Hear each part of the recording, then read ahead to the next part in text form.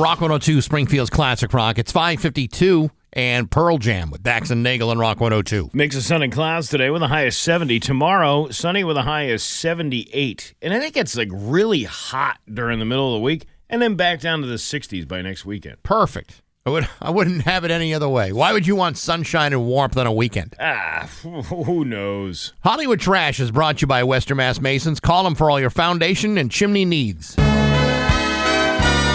Somehow you still care about what's happening in Hollywood. So from Tinseltown, 3,000 miles away, it's Steve Nagle's Hollywood Trash. You know all that money is spent on those Taylor's version album re-recordings? Yeah. Not to mention all the different variants of each one that you also bought? Well, it was all for nothing. Because Taylor announced on Friday that she has regained possession of all of the music that she has ever made. She bought the rights back from Shamrock Capital, which bought her catalog from Scooter Braun, who scooped them up right from under Taylor's nose. In a message in her website, Taylor said, quote, "I can't thank you enough for helping me reunite with this art that I have dedicated to my life, but have never owned until now. The best things that have ever been mine finally actually are." Not that Taylor cares, but Scooter issued a statement saying, quote, "I'm happy for her."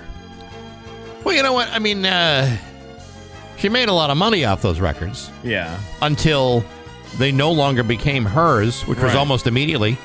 And then she snapped back and re-recorded them. Yeah. So now those things become collectibles. So now there's even more money for Taylor Swift. Are they collectibles, or if the whole reason you re-recorded them was so you didn't have to buy the old ones that she wasn't making money off of?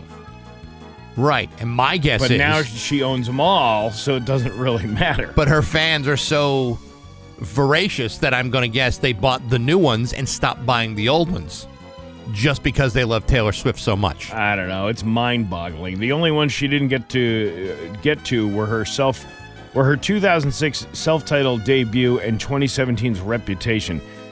Taylor only lost everything up to Reputation. In her message to her fans, she said her debut album is already fully re-recorded, plus about a quarter of Reputation, and they still may have their moment to re-emerge. All right. She posted pictures of herself on Instagram surrounded by all the albums with the caption, "You belong to me." And Saturday night, she was out celebrating with Selena Gomez in New York City. Yeah. She's the only one who can get away with this, by the way. There isn't anybody with enough hand to negotiate her old stuff back. I think only her.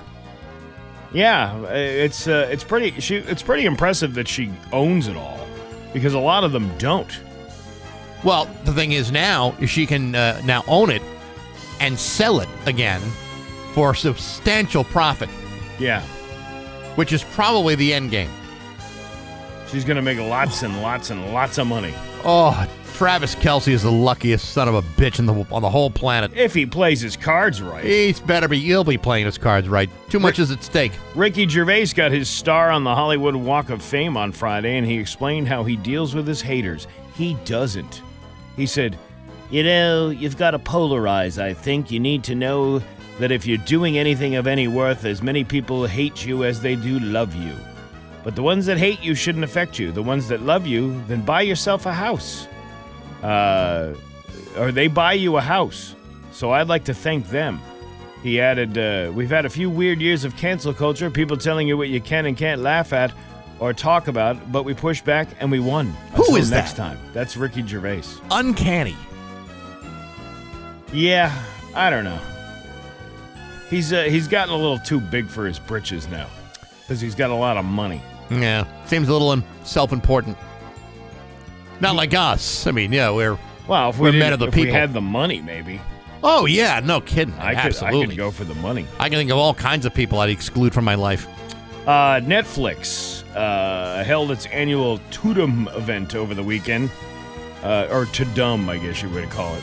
I like to say Tudum, though, because it sounds like it's gas, because that's exactly what they put out over there at Netflix. Right, I see what you're saying. But the Tudum event over the weekend, announcing premiere dates and releasing trailers for several upcoming movies and TV shows.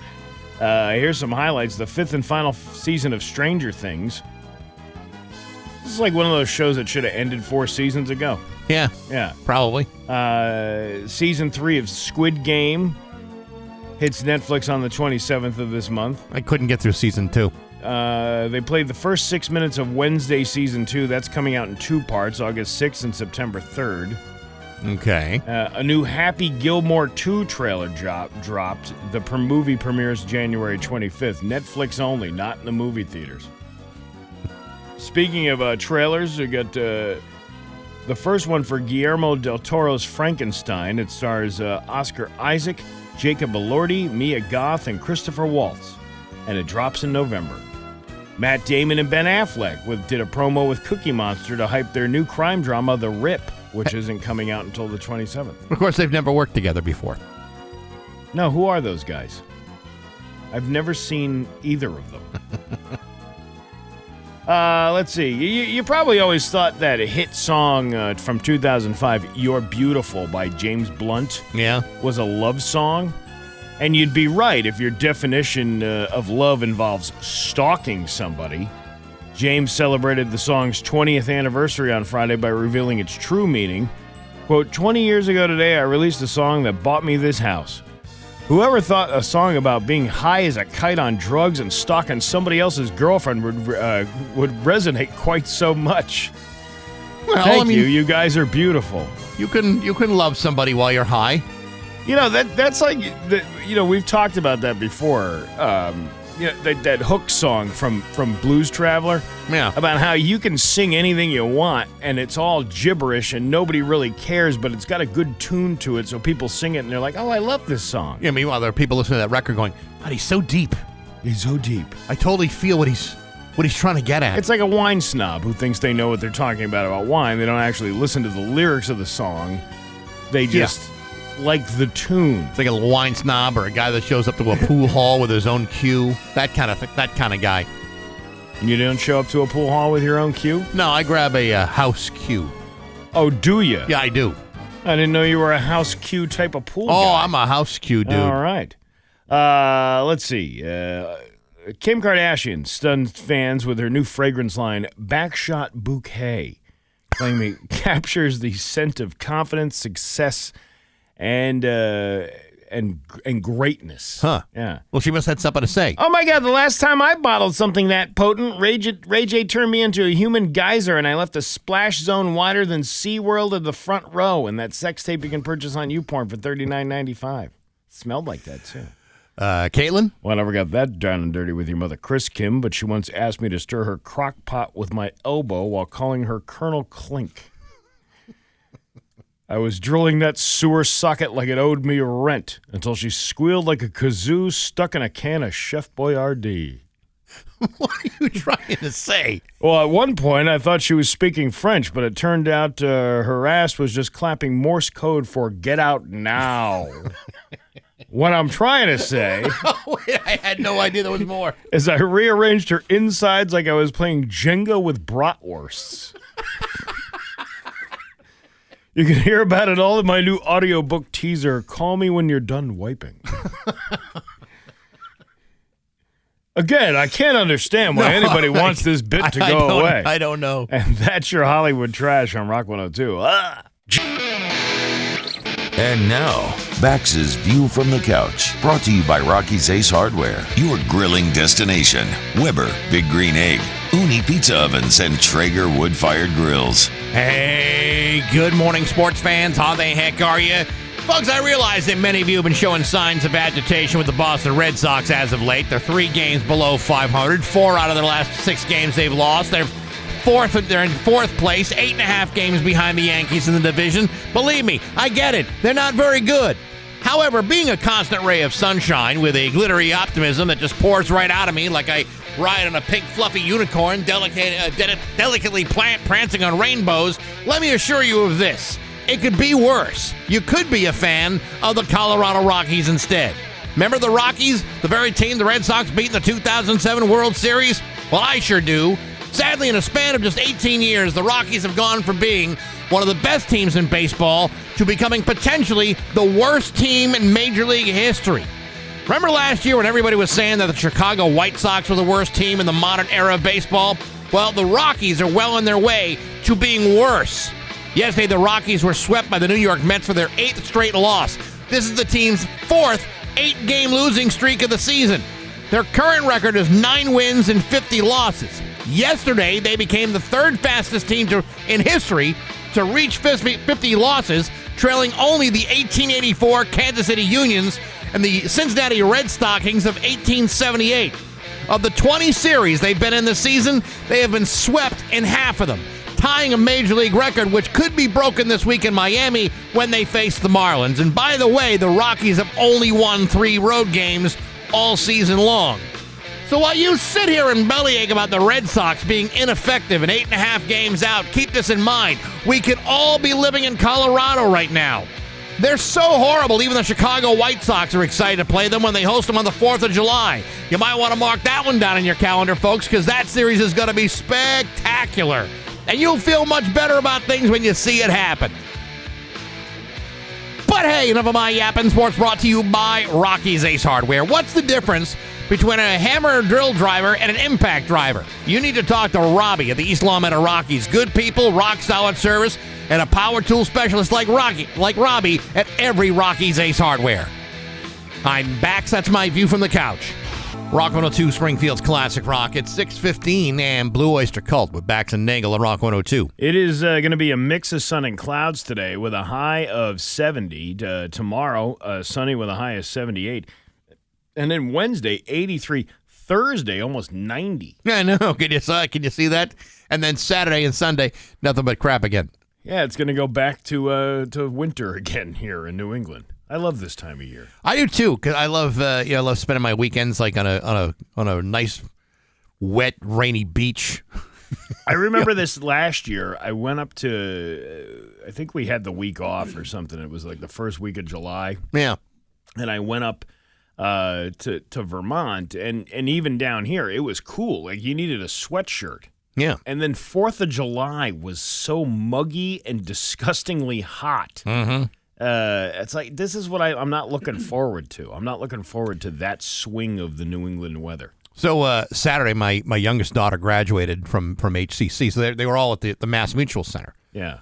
So I went down there. You know what the weird thing is? What? She did more in 2 years than you did in 5 at Marquette. There's no doubt about it. Because I believe intelligence skips generations. Right. You know, and what can I say? Right. You'll get no argument from me. But anyway, the forecast called for rain. I couldn't find an umbrella in my house. I know I've got them. I couldn't find any of them. It's like there's none in my car. There's none in the house. I don't know where I'm going with the elevator. How many promotional umbrellas have we gotten over the years that you should have? I have at least 4. Yeah, I don't know what's happened to them. It's kind of like I don't know what happened to half of my socks. It's like there's an umbrella eating monster in the house, and I don't know what it is. So I actually drive to the Dollar General on Allen Street. Oh, because I was military style. You're doing on the weekend. I don't normally like to go into paramilitary organizations on a weekend, but right. I went in looking for. Well, they got everything in there. They must have an umbrella. The one thing they don't have at the Dollar General, umbrellas. That's the Dollar General is not that great. It's people. We have one in Russell. They call it the Russell Walmart because it's the only. Yeah. It was probably a good thing. A lot of people didn't want it there, but then it was kind of like, all right, well, this is like the only thing we have that's close enough to a store per se, right? As opposed to the little mini stores, local businesses that close at like 5 or 6 o'clock at night. So at least there's something that's open till 10 o'clock at night if you needed some last minute kind of thing. But it's really not. Yeah. They're not really fully stocked. Well, I mean, I was thinking, where could I go real quick to get one? Yeah. And no such luck. So I figured, okay, I'll just listen. How bad can it possibly get? It's not really raining now. By the time maybe this whole thing ends, it'll be no big deal. I'm watching my phone, watching the forecast. I'm thinking, I'll be out of there well before it starts pouring. So I get there, drive, park at MGM, walk over to the Mass Mutual Center, get my seat. I sit down. Graduation goes off. It's a wonderful little ceremony. and then I bolt. I leave. I see Kate after the ceremony, give her a big hug, tell her I'm proud, and then it starts to rain just at that moment. Now, if you can imagine it, I'm on the Main Street side of the Mass Mutual Center. The only place to stay dry is that overhang outside the front door. Right. And the security telling everybody, you got to move along. You can't block the sidewalk, even though every family that's there is taking pictures with their graduating kid. So I step back more towards the street, and I'm no longer under that overhang, so now I'm starting to get rained on. Then I see Kate, and then it's fine. But then, as soon as I leave Kate and walk towards MGM, then all of a sudden the sky completely empties out, and it's pouring out. Oh, yeah. I was in Holyoke, and I was stuck in that. It was, I realize it's not a long distance to walk from, like, State and Maine to the MGM parking lot. It is when it's pouring rain like that. It was brutal. Yeah, I couldn't believe how soaked I was. So you got wet. I got wet. And not to make the whole day about me. I got plenty to say about Kate and her graduating status, but my God, what a terrible, terrible day. That's the day you wanted, decent weather. I put you through this school. The least you should have taken it out on your kid. Yeah, that's the least you could have done is had it on a day where it wasn't going to rain. But Dad, the ceremony was inside. Nevertheless, here's what I don't get. I mean, don't they have facilities? Why do all these schools need to go to the Mass Mutual Center to have graduation? Do colleges not have auditoriums and things like that to get people to the campus? Like, wouldn't you want to graduate on the very campus that you went to? Well, it really depends on the campus. I don't know if HCC has. I'm pretty sure has a facility large enough to hold not only the number of graduates but all the guests that they have. Mass Mutual Center absolutely does. When Liza graduated last week from Lowell, they went into the Tsongas Center. Plenty of seats. A man could really move his elbows around in there. Right. Plenty of space. See, when I graduated from HEC, it was a nice day out, so they had it out on the fields.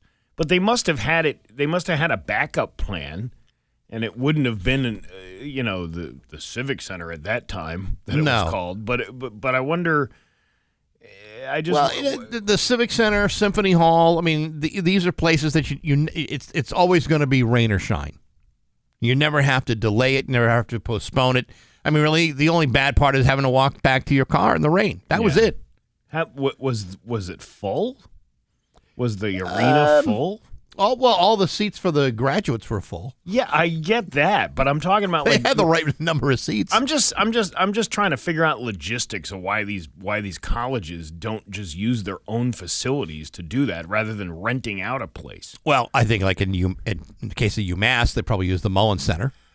Yeah, so that makes sense. Right. They've got a place on campus. Same thing with Lowell. I mean, What about like Winnick? Doesn't Winnick have a big giant gymnasium there? Can't they just hold it in the gym?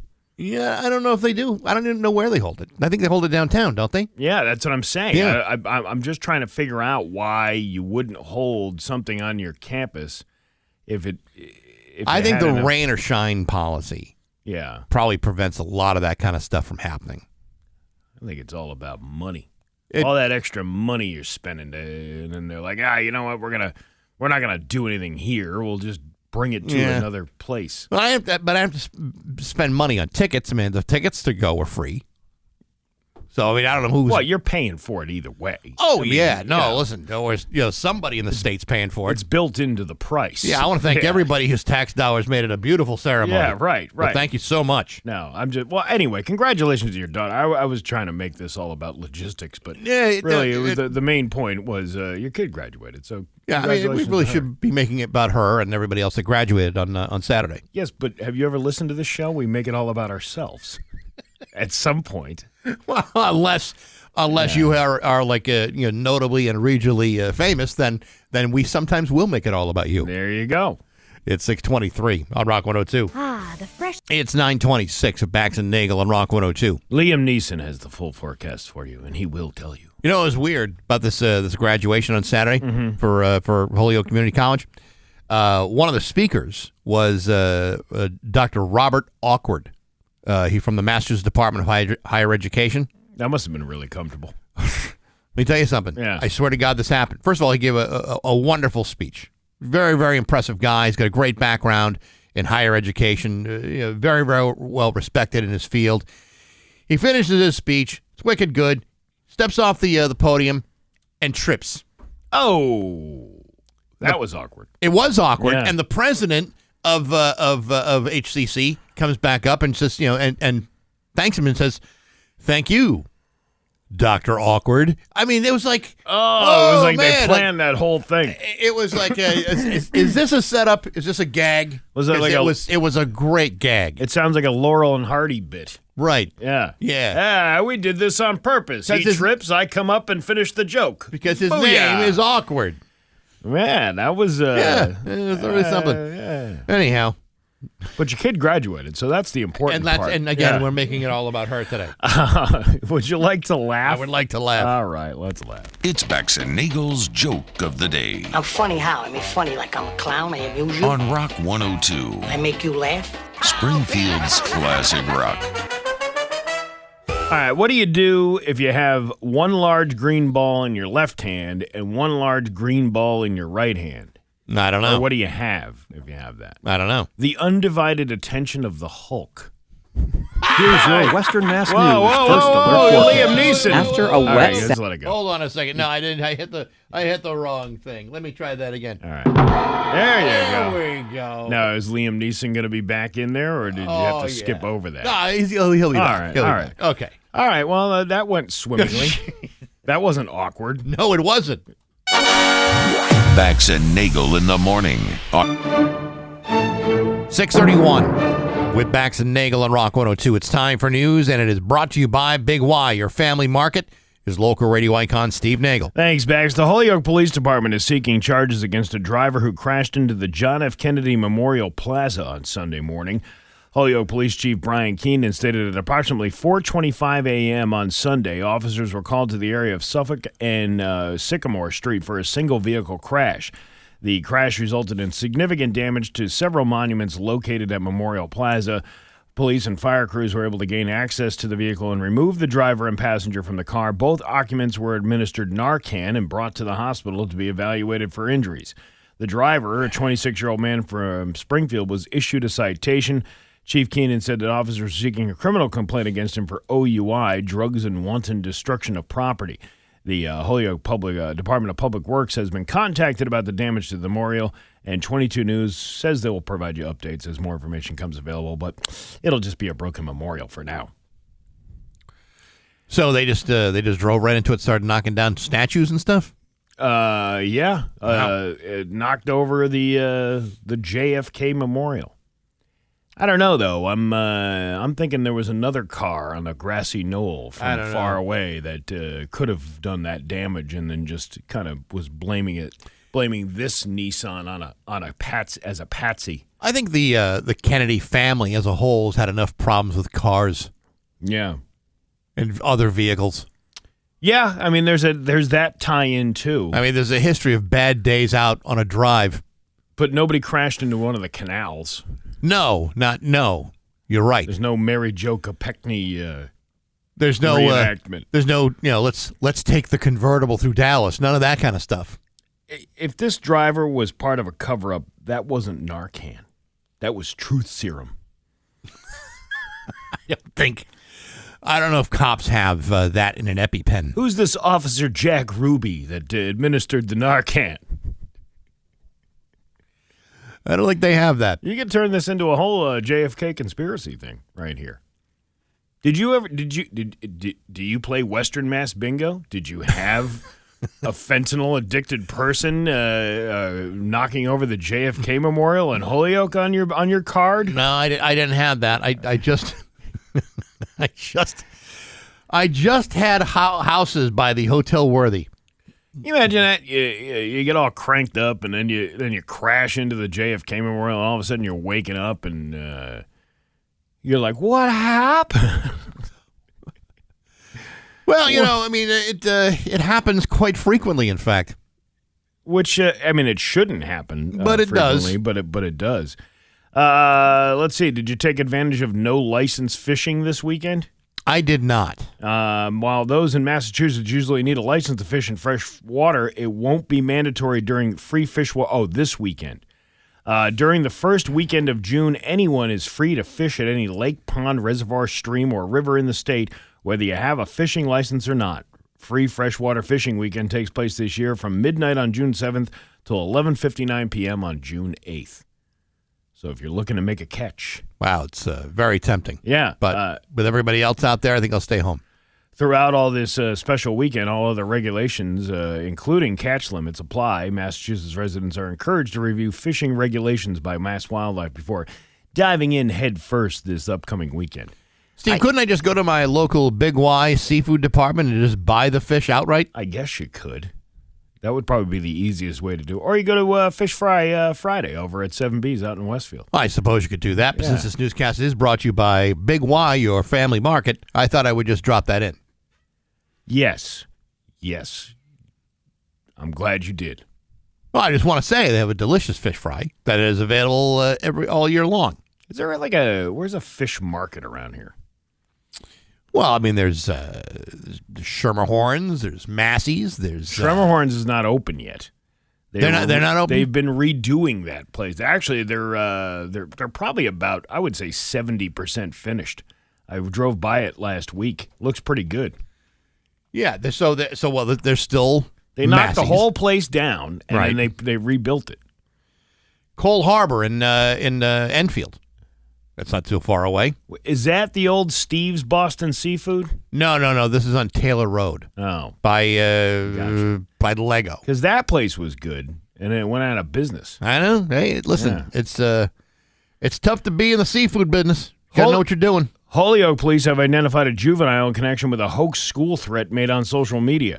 Holyoke Police Chief Brian Keenan said that the threat was reported on Instagram and was related to Holyoke High School. Students brought the post to the attention of multiple school resource officers. While the original post was deleted, screenshots of the post are still being shared. Holyoke Police quickly assured that the threat assessed the threat and deemed it non-credible. After identifying the juvenile, officers spoke with them along with their parent about the seriousness of posting any type of threat online. I'd like to thank Officers Cruz, Rivera, and our detectives for their prompt handling of this situation. Our department treats any threat to our community seriously and thoroughly investigates each situation to determine if that threat is credible. But you know what? It was probably posted to Threads, too. Oh, yeah. You know, when you put something up on Instagram, it automatically now posts to Threads, unless you don't want it to. You can change a setting so it doesn't. Yeah. I don't know. Instagram seems to be the old hat way of making school threats. Using your grandpa's method of school threats, aren't you? You know, there's so much sharing between social platforms. To me, it sucks the life out of a good threat. You know, it's too bad that we have to resort to old school style school threat stuff. It's true. It's true. See, it just proves these kids can't come up with anything original on their own. Back in my day, you took a magic marker and not a Sharpie, because we didn't have those back in my day, and you wrote a threat on a bathroom wall, and that worked great. And that's how it worked, you know? Let's see. Over in Springfield at approximately 9:20 p.m. on Saturday, Springfield police responded to Chestnut and Pearl Streets for reports of shots fired. On scene, they found a man suffering from a gunshot wound who was then brought to Bay State Hospital, where he later died. The Springfield Police Department Homicide Unit is investigating the incident in conjunction with the Hamden DA Murder Unit. Let's see. What else is going on? Job Corps. I don't know. I wasn't really prepared to do this job today. It's all right, Steve. I'm there with you. Are you? Yeah, I feel like I'm kind of dragging a little bit. Are you dragging? Yes, I don't know why. You have a long week. You had a long weekend. It's been a long, let's just say like a long 2 weeks. Well, here's what you did. You missed on Saturday. Yeah. Going to your kid's graduation. No, I went to that. On Saturday, you could travel across the globe to taste different wines and learn about animals from across the world without ever leaving Springfield. That's because the zoo and forest park paired wine from around the world with wildlife that inhabited the same regions the wine came from. Sarah Sitzo. It's not about what wine tastes better with those animals on a plate? No.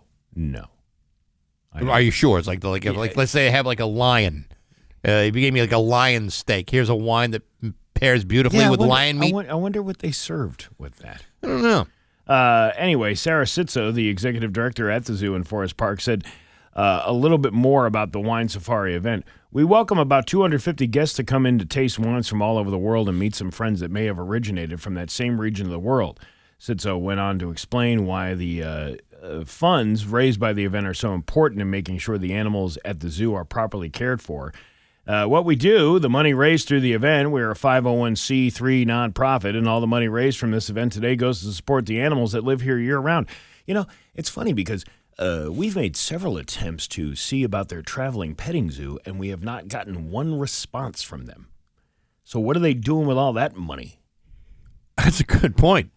We're trying to get the traveling petting zoo thing or whatever they got going on here, like an animal show, for the Rick's Place event coming up in 20 days now. And they haven't responded to you. They never responded, which is weird. I left a voicemail, and I also left an email, and I did not get any response from that. Huh. Should you try one more time? Maybe they were all too drunk. You never know. Give it one more shot. If you don't get it, it's too late now. Because, Is it? Well, if the dates, I mean, I don't know. The date's already filled or whatever like that. I mean, is it too difficult to get animals into Ludlow? No, there's plenty of animals in Ludlow. I've seen those 345 arrest reports that they do every month. There's plenty of animals out there. But I don't know. I just thought it was kind of weird that they didn't respond. That is You're a strange. You're a local nonprofit. Yeah. You should respond to another nonprofit's request. At least, even if you can't do it, just say I can't do it. Listen. A no is better than a nothing. Meanwhile, you're drinking wine like a camel over there. Storing into the humps on your back. The camels smoking cigarettes and drinking boxed wine, like old Franzia. Yeah. You know, I never figured that out. How does a camel light the cigarette with hooves? Oh, well, they just scrape it on the ground like a match.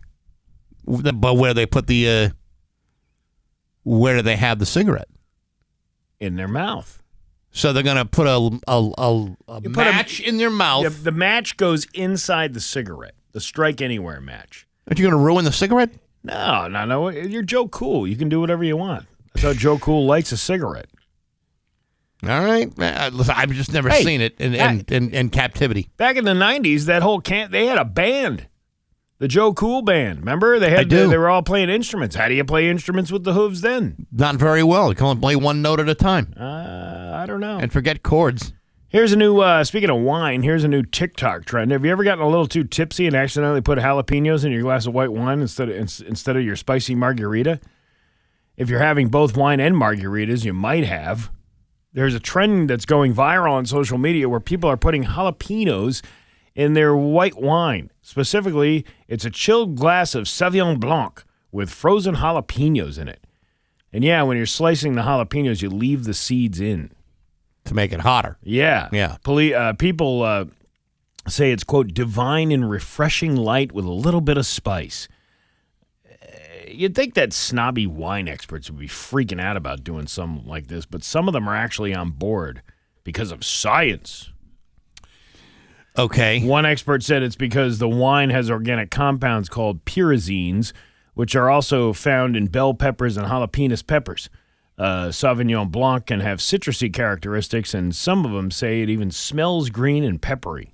Or could it be you chose crappy wine to begin with? These are just dumb things that people do to make. I wish I could start a trend like that online. You gotta come up with something creative. Why? Somebody already took the jalapenos, peppers, and wine thing. You know, occasionally, like you see a guy do like one of them gross food challenges. Yeah. Like he opens up that, I forgot what it's called. It's like a tin of fermented fish from like Australia or Finland or something like that. Yeah. And it's the moment you open up the can, it's supposed to smell like absolute death. And people will eat it, and they put it on TikTok and go, "Oh my God, the 9,000th guy in the world who's done that." That's the way you go viral. I guess so. By doing things that many, many other people have done before you. We should when we do the Mayflower Marathon, we should open up a can of expired food that somebody dropped off. That would be great. Yeah. And then we have like a clock to see who has the most amount of intestinal distress afterwards. There's a whole TikTok channel dedicated to opening cans of stuff. Do you ever see that one? Yeah. Opening cans of stuff from like the 1920s and 30s. Just to see what it's looking like? Yeah. Yeah. And some of it is actually still kind of usable. A lot of the stuff like that were in the MREs, the military stuff. Some of that is still edible. I don't know if I would. Edible, not good. No, it was never meant to be good. It was just meant to be providing you with some level of nutrition. Do we still have the MRE meals here just in case the power goes out and we have to... I honestly don't know. Remember we had all that stuff? And Yeah. we had like an air mattress, and then that guy was using it to sleep here on the weekends. No. This is for an emergency. Yeah. This isn't for your everyday sleeping here. I know that rent is pretty high right now, but you can't sleep here at the radio station. Orange towels. That guy would not be the first person to have slept here for extended periods of time. What, like a squat? Did we have squatter We situations? have squatters, but we had people who were, say, like in between situations. Oh. Well, there you go. We were a sanctuary radio station. We were a situation ship. Situation flagship That's station. exactly what we were. Your Pioneer Valley forecast today is going to be a mix of sun and clouds with a high of 70. Tomorrow, sunny with a high of 78. It's 48 right now in downtown Springfield. I'm Steve Nagle, and that's the news on Rock 102. Oh, yeah.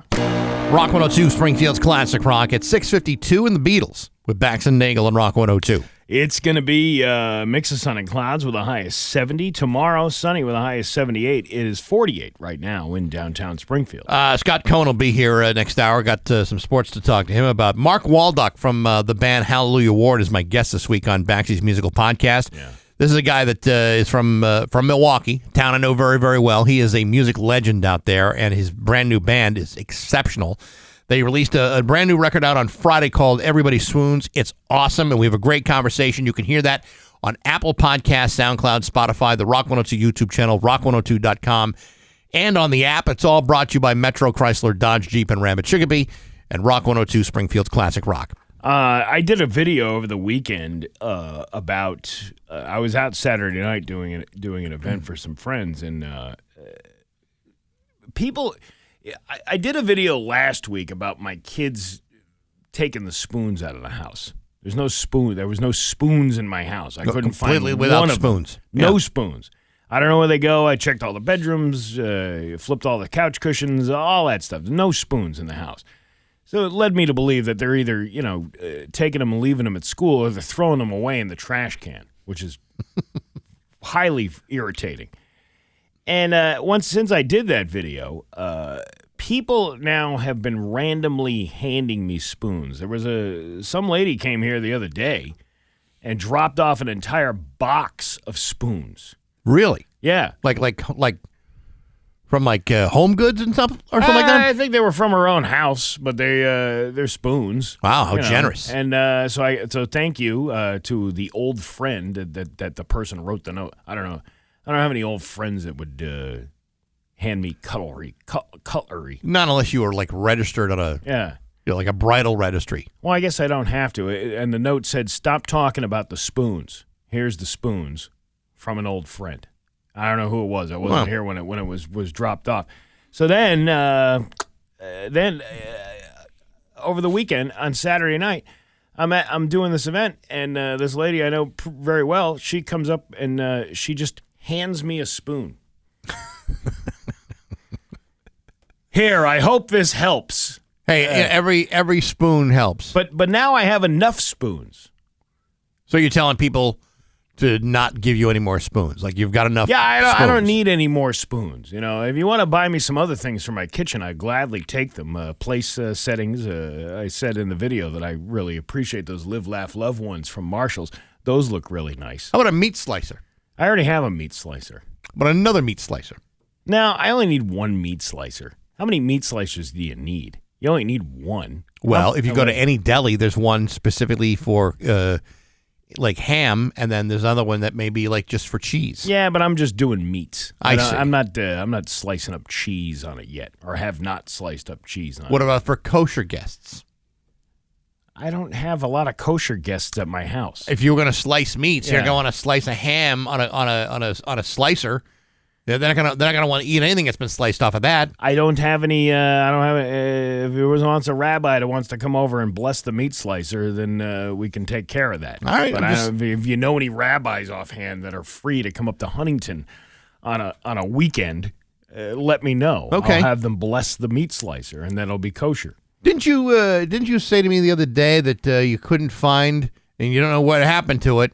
Your $800 cappuccino maker.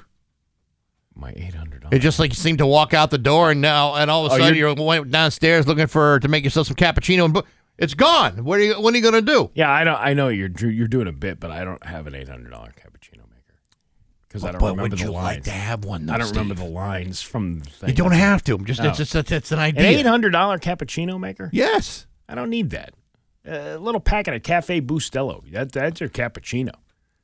I know it's like sweatshop cappuccino. It really is. Yeah. I mean, no, it's not. It's quality stuff, and Yeah. it's. Well, wait a minute. That's packs a punch. espresso. I always get espresso and cappuccino mixed up. Well, you use espresso in the cappuccino. Well, I have a French press. You know, I can make my own cold foam. Really? Yeah. Wow. Well, I hope that thing doesn't somehow leave the premises, and all of a sudden you'd have all these French presses that you'd get from the audience. Did you ever make your own cold foam? It's a lot cheaper than going to a Starbucks. I don't normally desire cold foam. Why not? I'm just not a cold foam You don't guy. like a little sweetened milk frothed I up prefer at the top of your coffee? No, I actually prefer my coffee to be unsweetened. Oh, see, I like a good creamy coffee. Yeah, like a creamy coffee. I just don't need it sweetened. But back to the spoons. I got enough spoons. I don't need any more spoons. But it was nice that I had community support supporting me during this tough time. Now I'm thinking like, what else could I use for my house that I could put out in the universe? Well, that's why I threw out cappuccino maker. I don't want a cappuccino maker. I need like useful things. Tongs. Anybody got any tongs? Come I got on, any tongs. Steve. You get tongs of like $2. I don't need a lot. But that's the thing. I don't need anything bougie or expensive. I need What would be helpful? tools. What would be like the most helpful thing you can get in your The kitchen? most helpful thing I could get in my kitchen, maybe a new strainer. The strainer's getting a little worn down over the years. It's still that basket one that I got. I mean, I have the colander, the bigger one that goes into the pots, but I don't use that as much. Really? Yeah. Yeah. Okay. What else? How about How about to upgrade your chef knives? my chef knives? Yeah, actually, you know what? I could definitely use some chef knives. Where do you take those to get them sharpened? Where can you take your knives to There's get them? some knife stores that will do it. I got this one that you rub it through, and Yeah. you're supposed to do with like the different levels and everything. I have no idea what the hell I'm doing, and the knives never come out sharp. I want them as sharp as I got them the day they came out of the box. So where's the knife sharpening place? I'm sure someone has a suggestion on the Route 10 Tire listener line at 413-293-1021. Well, listen, when you're doing all that backstabbing over there all the time, where do you sharpen your knives? I want to go to that store. Yeah, right. They're pretty sharp when Oh, you dig yeah. them deep into somebody's back. Oh, look at the time. It's 6:59 on Rock 102. And now, Bax's View from the Couch, brought to you by Rocky's Ace Hardware, your grilling destination. Weber, Big Green Egg, Uni Pizza Ovens, and Traeger wood-fired grills. Hey, good morning, sports fans. How the heck are you? Folks, the NBA Finals are set. On Thursday night, you're going to have the Oklahoma City Thunder hosting the Indiana Pacers for the NBA Championship in a lopsided final series that I believe will end in 3 games when the Pacers don't even bother showing up for Game 4 after the violent beatdown that they're about to get during the first 3 games. Personally, I hope I'm wrong about this. I'd much rather watch a series that I don't care about with teams that are more evenly matched. But this does not appear to be one of those times. And while the Indiana Pacers beat the Knicks on Saturday night in a Game 6 win, 125-108, my first thought was not about how are they going to do against Oklahoma City. I already know how they're going to do against Oklahoma City, and winning basketball games isn't one of them. No, instead I found myself wanting to watch Inside the NBA for their final sign-off on TNT. As you know, TNT chose not to renew their contract with the NBA, and so those games are going to be on both ESPN and ABC next season. Shaq, Ernie Johnson, Kenny Anderson, and Charles Barkley have all been vocal about the move and how stupid it was for TNT to allow themselves to get outbid. And so those 4 guys, plus much of their staff, will move over to ESPN. But before walking off the set last night, Shaq left the TNT audience with this, where he said, quote, "Since it's the last show, I'll just say it. We're not coming to F around. We're kicking ass, taking names, we're taking over." Folks, I can think of no better way to end your contract with a troubled broadcast company than to leave the set with a couple of F-bombs and a mic drop. I hope when the day comes for me, approximately 2,225 days away from today, that I will have the opportunity to use a few choice words when I settle some scores. While I may not follow the same rules we use on an Open Line Friday, for example, but if there were ever a day for me to expose my inner dink, that would be the day. Either way, Inside the NBA is arguably one of the best sports shows on television, and I think I speak for everyone here when I say I sure hope that ESPN doesn't F it all up, because if there's a chance to do it, they'll find a way. But hey, enough of my yapping. Sports brought to you by Rocky's Ace Hardware. How hot is your Traeger burning? Well, check your phone. The Traeger Woodbridge Pro Pellet Grill can smoke a brisket or a pork butt low and slow, or grill burgers and fast, and it's Wi-Fi connected and controlled on your phone. And it's on sale right now for just $1,000 at your neighborhood Rocky's Ace Hardware. I'm Bax. That's my view from the couch. Rock 102, Springfield's Classic Rock. It's 7-Eleven and Twisted Sister with Bax and Nagle on Rock 102. Mix of sun and clouds with a high of 70. Tomorrow, sunny with a high of 78. It's 48 right now in downtown Springfield. And he's back from vacation. Yeah. It's Scotty Cohen. Good to see you. Yeah, you guys too. I was talking to Steve outside. It's been like 3 weeks, man. Yeah, it's like, and it didn't seem to be that long. No, just like, oh my God, it's forever. But there's quite a lot of stuff to catch up on. I don't know if you, I'm sure by now you've probably seen the video of Stefan Diggs on a boat. Cardi B. Cardi B. Spanking Cardi B. Cardi B twerking. Yeah, a bad, Steph Diggs doing everything that except what he's really supposed to be doing. Which is nursing an ACL. And I don't know what that pink powder was, but apparently, my understanding, it is a drug that enhances the sensation of having 3 women in bikinis on a boat. You know, that's funny. That's kind of what I thought it was. Yeah. So, I don't know, dude. He's Stefan Diggs. You know, I think it's like this. You know, the Patriots in the past have taken chances on players whose history has not been that great. Yep. Randy Moss had a not so great history. Brilliant player, no one can doubt his talent, but his reputation was not great coming in. Yep. Antonio Brown. Another guy, not that great coming in. Stefan Diggs has got a similar kind of reputation, that he's maybe their other problem, that it's more than just the boat that may cause him to maybe even not even make this team. Yeah. So all right. So here, and listen, with to be completely fair to him, what you just alluded to, he does not have the track record and the reputation that Randy Moss had, and he certainly doesn't have the track record or reputation that Antonio Brown had. The only the check against this guy is that he's selfish, and that he can be just a little bit of a problem in the locker room. I want the ball. It's all about me, this, that, and the other thing. He's never been arrested, no drug use, nothing like that.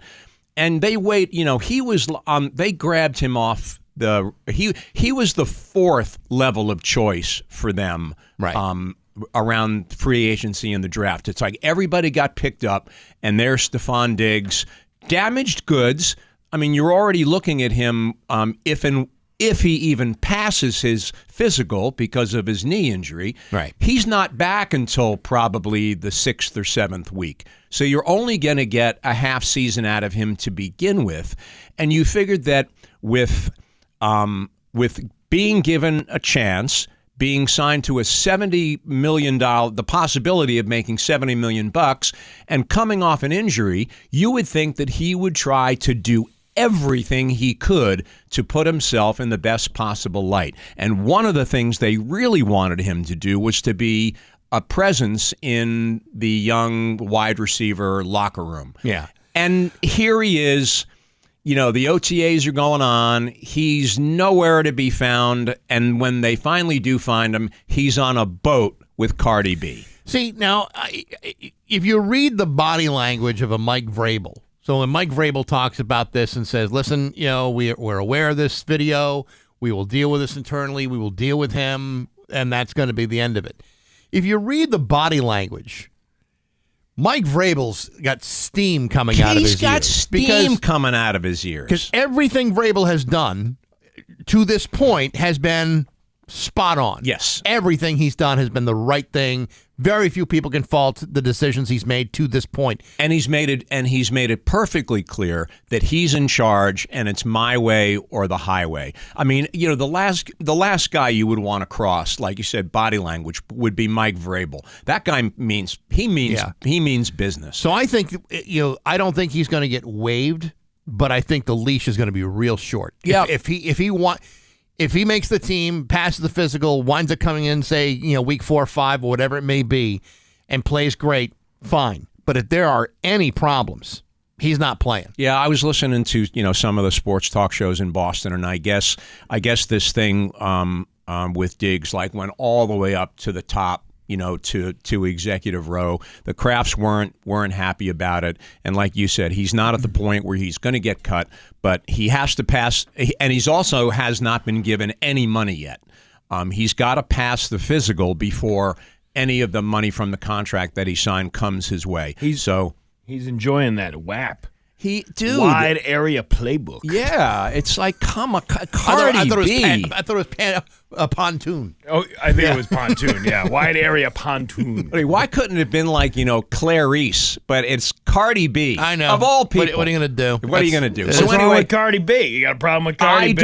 I don't. Yeah. But I mean, she's flashy. There's nothing she does is going to go under the radar. Take a look at that picture right there, right on the yacht. Dude, I don't know. I don't know. It looks like, what is that? Like 2 slices of pizza and a ham hanging down in the middle? What is that? Well, to sit here and have the fun we're having now.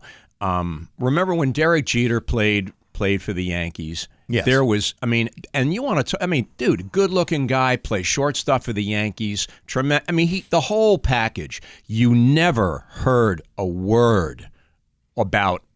Never have we. Can you sit there and think to yourself? I remember that picture of Derek Jeter drunk at the club that night. Nothing like that. No, but you heard the stories about how he would like his salad in a way that was handled in a tossed version. And then he would get, I'm serious, he would get, and the whole rumor was, and to keep these women quiet, he'd give them a giant gift basket full of electronics and gift cards and all this other stuff. It was like, hey, thanks for having that. That crazy time and those scrambled eggs with me last night. Right. And scrambling my eggs later on. Right. But he no matter what he did, he made sure that there was no videotape, no photos, nothing. There's a way to be an NFL crazy wide receiver playboy, and then there's a way not to be that. The Red Sox are not great, but Garrett Crochet is awesome. Yeah, man. That guy's he's tremendous. Tremendous. His ERA is 1.98, and that's you're starting to creep down into Bob Gibson-esque numbers. 12. I think he's tied for the major league lead in strikeouts. The guy's a true ace. Thank God they got him. He's only 25 years old. And man, if there's a team in need of some building blocks, it's the Red Sox. And they're back home tonight, and hopefully, I guess what they're going, I think, to New York to play the Yankees this weekend. So they got their work cut out for them. The NBA finals are set. It's going to be Oklahoma City and Indiana. I'm sure the NBA is so excited to have that dynamic lineup. I know, buddy. But thankfully, it's going to end very, very quickly because Oklahoma City's going to be trashing Indiana. Yeah, you would think. I mean, it's we go to bed earlier than most people because we got to get up early in the morning. But yeah, dude, that series is not going to keep anybody awake until midnight. No. On also the NHL, you got the Oilers rematch last year. Yeah, listen, Florida. you know what? I think Bruins fans are behind Brad Marchand. I hope they are. I'm looking forward to watching that series because I would love to see him win a Stanley Cup with Florida. I know you can't have it both ways. I would love to see him win a Stanley Cup, but I hope Florida loses. I know it's like you can't have your cake and eat it too, but I mean, I would love to see him win, but I would love to see him win in Boston as opposed to in Florida. True, too. And a rematch of last year, and Florida beat Edmonton, so obviously the Oilers they've got revenge on their mind. And last before we go, the Colorado Rockies are on their way to becoming the very worst team in baseball history. Yep. Last year, when everyone was talking about the Chicago White Sox and how terrible they are, these guys are taking it to a brand new level. They are. One of the worst starts in history. And that's not only the players' fault, it's management's fault. We talked earlier. There have been a lot of really good players that have gone through Colorado. We talked about they played the Red Sox in the World Series. Yeah. I guess it's almost a couple decades ago now, almost. But yeah, that was a legit franchise, and they're just dragging their knuckles at this point. They are on their fourth 8-game losing streak. Crazy. They've won only 3 games on the road, 9 games overall, and I think they're the third fastest team to reach 50 losses. That's crazy. Since the 1800s. Yeah. It's mind-boggling I don't know dreadful this how team you is. can be that bad, but they are. They're finding They're ways. in living color. It's almost as if, and I'm not making conspiracies here. It's almost as if they're trying to make the record books. It's like what ways can we make this even worse? I don't think you can. Unbelievable. At this point. It's unbelievable. All right, Scott Cohen. We'll see you soon. All right, good to see you guys All right, again. Scott Cohen with Bax and Nagle on Rock 102. Rock 102, Springfield's Classic Rock at 7:28, and the Allman Brothers with Bax and Nagle on Rock 102. Liam Neeson will have the full forecast for you. Steve Nagle's throwing a party, and we're all invited, so let's all go. Saturday, June 21st at Vanish Valley Brewing in Ludlow to celebrate not just the start of summer, but to raise money for Rick's Place. Great organization which provides free support for grieving children's, teens, and families who have lost a loved one. We want to help them do their job that they do, and they do a damn good job doing it. Live music from Jack and his guitar, loads of activities for the kids. Face painting magician Boomer from the Thunderbirds will be there. Prizes up for grabs, food and beverages from Vanish Valley, plus the Mad Eats food truck. Malicious will be there. You can get your tickets now at rock102.com at $10.21. A small ticketing fee is included in that. Every penny goes to raise, any penny raised is going directly to Rick's Place. It's Steve Nagle's Summer Kickoff Party, June 21st, noon to 3 at Vanish Valley in Ludlow. Brought to you by Dave Miner Exterior Home Improvements, Aqua Pump, Aura Credit Union, and Rock 102 Springfield's Classic Rock. Lots of great raffle prizes on tap, too. Yes. Lots of great stuff.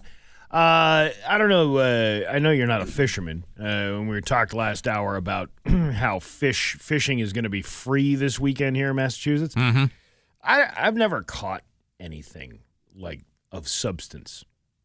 I've caught like one of those pumpkin seed fish, or I don't know. One of them little goldfish fish that taste like cheese from the bag. And I'm always impressed by something. I had a guy years ago working on my deck. And is that what you're calling it now? During his lunch break, because I lived right across the street from the Westfield River, and during his lunch break, he goes over and he catches like 3 of these trout in the river, and I'm like, I've been like dipping that pole in that river for years. And you've been fishing too. Well, that as well, but I've been trying to fish over there for years, and I've never caught anything out of there. I'm like, I don't have the time or the patience to sit there and do that. I give a lot of credit to people who can, because I don't understand how that works. A regular worm doesn't do the trick anymore. Where does that all fall into place? You got to get the right bait. You got to know what you're doing. Yeah. You got to know you got to troll the right areas. Now I used to go with some good time friends of mine. Out of New London. We'd rent a boat and we'd go deep sea fishing. We'd go in the deep sea. And I would catch stuff on that. We had a great time, and we would catch like bluefish and stripers and stuff like that. Mostly bluefish, which is okay for eating, but it wasn't unusual to catch a whole ton of those things. Right. Yeah. But that's easier to do, I think. They were practically jumping right into the boat. You should have seen the ones that got away. Well, if you're fishing down in North Carolina this summer, you might want to think twice. The northern snakehead, a fish native to China that can grow up to 3 feet long, closely resembles the bowfin, according to the North Carolina Wildlife Resources Commission. But coloration is different, with the snakehead looking more like a python. Snakeheads also have longer anal fin, lower body fin that is about half the length of their body. These things are invasive, and they're eating other fish, and they can live out of water up to 4 days. That's creepy. This is there's a lot of these invasive species that are not supposed to be in our waterways, and somehow somebody gets a real notion and dumps one of these things in to like our bodies and waters. And then the population explodes. Yeah, because all the other fish get choked out. And I don't even know that these things are good eating.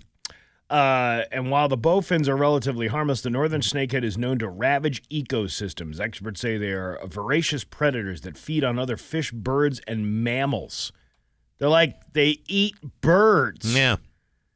These things are sick. They're disgusting, although they are considered a delicacy in some cultures because of the mild, flaky white meat that can be prepared in various ways, like frying, grilling, or making fish cakes. Oh, you can eat them. You can. However, it's important to properly cook fish to ensure safety. Oh, I'm sure that's the way, but still, can you imagine like a super natural fish that eats other fish and birds? Enjoy your summer, folks. Yeah, no kidding. Yeah. Say 7:33 on Rock 102. 7:36 with Bax and Nagle on Rock 102. It's time for news. It's brought to you by Gary Rome Hyundai. Technicians get up to a $5,000 sign-on bonus right now. Learn more at GaryRomeHyundai.com/family. His local radio icon, Steve Nagle. So I guess you can get your butcher knives sharpened at a Big Y. I had no idea. I had no idea either, and I was trying to ask how many can you bring in? Because I got a lot of knives. Well, I mean, the one thing I have an abundance of is knives. What do they charge you for sharpening knives? I don't think they charge you anything. I think you can go in there and ask them, and they'll sharpen the knives for you. They don't have all day to be sitting back and sharpening 15 knives. Kind of where I'm going with it. I don't know what is like the limit of how many knives you can. If I were you, I would take like your 3 favorite knives. Okay? Yeah. See how they do. And if you like how they do it and they're super sharp, bring some more knives the next day. If you're a Big Y expert, how many knives can I bring in there at once? I have no idea what the answer is. I'm sure there's an answer on the Route 10 Tire listener line. 4, 5, I think 10? 3 is sufficient. But I have like 12 knives. I want to bring all 12. I'm not going back there multiple times. I mean, that's kind of weird. 12 is a lot of knives to sharpen. I feel kind of weird. You're taking a butcher away from his job. I feel kind of weird walking into a Big Y with knives. I'm here to take over Sam the butcher's job. Yeah, right. You want to be locked in the meat locker with Sam. You know what? He's too old and he's been working here too long. Last time he ruined that sirloin that I ordered here, so I'm going to teach him how to cut a slab of meat. Right. If you're a Big Y expert, you can text us on the Route 10 Tire listener line. I'll tell you what. That's a good thing to have. You can bring as many as you want, and it's all free. As many as you want. I don't know. $5 a blade at Rocky's Ace Hardware. Okay, well, that would make sense too. That's a lot of blades, though. I'll bring it over to the Big Y. Why you have like a knife sharpener at home? I do, but I don't know if I'm doing it wrong, and how long do you have to do it for? And, it always... 6 hours. That's what I'm getting at. I don't know how long. What's the appropriate length? Am I running it through that little? It's a little thing that's got slots on it, and yeah, it's the knife slot. Lots of knife slots. Are you choosing the right slot? I don't know if I'm doing it. I'm doing it according to a YouTube video. You start with the one, and then you move it to the other slots to make it sharp. I don't know what I'm doing wrong. I don't know, Steve. I don't know.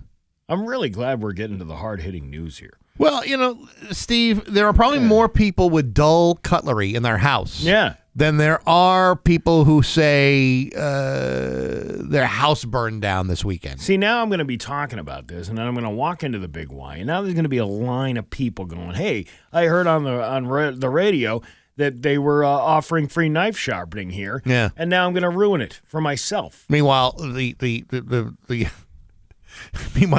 meat cases are empty because they haven't had a moment to themselves to cut steaks and chops and stuff like that because Steve's got some dull knives to take care of. Yeah, all right. Well, maybe I'll try it this afternoon. A Florence man has pleaded guilty to multiple wildlife violations following the illegal killing of a deer within the Arcadia Wildlife Sanctuary late last year. According to Mass Environmental Police, on the night of November 30th of 2024, an environmental police officer observed suspicious activity involving the use of artificial light to locate deer, an illegal tactic known as spotlighting, which I thought it was called jacking deer. I don't know. Is that a thing? Yeah, I guess. I thought it was. I thought it was you're jacking a deer. But it doesn't mean what you think it means. It means shining a spotlight in its face so it doesn't move and then killing it. Within the boundaries of the protected sanctuary in Northampton, a subsequent traffic stop and investigation revealed a deceased white-tailed deer that had been unlawfully taken with a crossbow. The suspect, 38-year-old Florence resident, admitted to the violations and recently entered a guilty plea in court. He was found guilty on several charges, including hunting during closed season, nighttime, unlawful killing of a deer, hunting in a wildlife sanctuary, use of an automatic weapon, and hunting with an artificial light. As part of the plea agreement, the man was ordered to pay $850 in fines and $500 in restitution. Do you get to keep the deer meat, though? I don't think you do. He also received a 1-year suspension of his hunting license, which was placed on probation for 1 year, and forfeited the crossbow used in the offense. The Mass Environmental Police emphasized the importance of protecting the state's wildlife and natural resources. The agency encourages the public to report suspicious or illegal activity. So now there are some people that are not that are no longer allowed to get those licenses. Yeah, and I can see where there might be somewhat of a conundrum. But if the people that are hunting without the licenses simply because they're too lazy to get one, I got to tell you, I've got no sympathy for you. Well, he probably had one. He just wasn't using it at the proper time. I mean, there's certain days or and doing, you can't use it at night. But also having it, handy in case, anybody from the fish police wanted to see some sort of identification and certification. You got to keep that stuff along with you. You got to keep your papers on you. That's exactly right. Listen, you can hunt all you want within limits. There are rules. You ever jack a deer before? No, I never have jacked a deer before. Because those deer, they can do anything from drink from that pond over there or have sex with you and everything in between. Get in. 2 people were arrested and faced several charges for allegedly holding a child against their will. In a news release from the Orange Police on May 13th around 3 a.m., officers were called to a report of a juvenile being held against their will. During the investigation, officers were able to locate and secure the juvenile. Police say 2 adults were arrested and charged with selling and delivering liquor to a person under 21, dissemination of obscene matter to a minor, witness intimidation, and kidnapping. And that's the entire story. The kid's all right, though? I define all right. I don't know how you would have to deal with a guy from Orange who's holding you against your will and providing you with liquor. I don't know. Maybe they're safe now, Yeah, but all right is a broad question. true. Yeah. I think like they're physically no longer in harm. A Springfield man is being held on more than a dozen charges, including assault with intent to murder. In a news release from the Hamden DA's office, Assistant Communications Director Elijah Ayers, Springfield police were called to Mercy Medical Center for a report of an assault back on December 14th of 2024. A report was filed for a woman who had a cut on her forehead and was allegedly assaulted by her ex-boyfriend. On December 17th, officers were called to a shooting on Stafford Street. The same victim was suffering from gunshot wounds. She was taken to the hospital and is expected to recover.